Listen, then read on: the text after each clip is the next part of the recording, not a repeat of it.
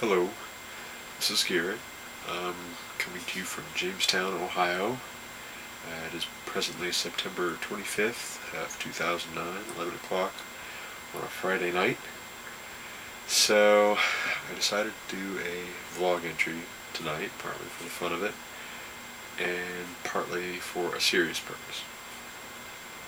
I always enjoy seeing when my friends, especially friends I've not seen in a while, put up videos like this. So maybe you could say that I'm doing unto others as I would have them do unto me. Beyond that, it's been in my mind for months now to do a new vlog, especially speaking to my atheist and agnostic friends. You know who you are. Those I argue with most often, and my Christian brothers and sisters as well, who have disagreed with it plenty in times past. Here's the bottom line. I love you. Ideally, and maybe you'll think I'm just saying this as a guy who doesn't want to be all mushy, but I don't think I should have to say, to remind you that I love you with the words I love you. Hopefully my love for you comes across in what I do and say to you, but on the off chance that I sometimes write unclearly, or that you don't read what I write carefully enough, let me just tell you that I do love you, and if we disagree about some point of belief or opinion, I am committed to your well-being and do not want to do you harm.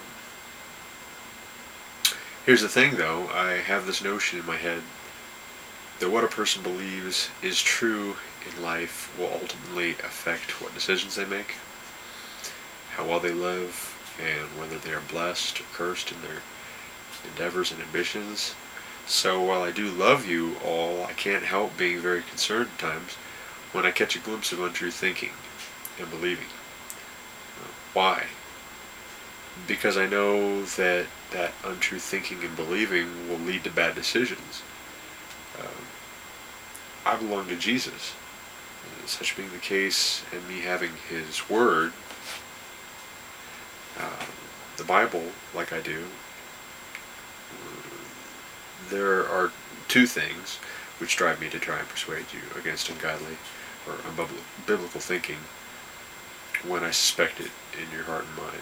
I have both a conviction that I ought to behave in such a way as serves and pleases my Lord Jesus, and also I have this conviction that I know what the truth is in and from His Word. So I would ask this of you. Patience, insomuch as you have it, and a willingness to consider yourself with sober judgment and humility as being capable of wrong thinking. And don't forget, though, and I'm sure you don't, I am and can be wrong too. But let's trust God and let Him in His Scriptures set the standard for what is right thinking. After all, if anyone would have a shot at being omniscient, knowing everything, completely understanding, it would be Him. And who else would be likely to be totally honest, totally truthful, absolutely relevant? It would be God. And let's let His Word renew our minds, give us hope, guide our path, and quench our thirst for truth. Real truth does exist. It must exist. I just want to see us going to the one who is truth and who knows all truth, the author of knowledge, to get our thinking. After all, it was Jesus who said it best in Matthew 7:24-27. Everyone, then, who hears these words of mine and does them will be like a wise man who built his house on the rock.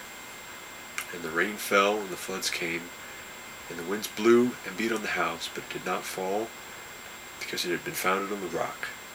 And everyone who hears these words of mine and does not do them will be like a foolish man who built his house on the sand. And the rain fell, and the floods came, the winds blew and beat against that house, and it fell.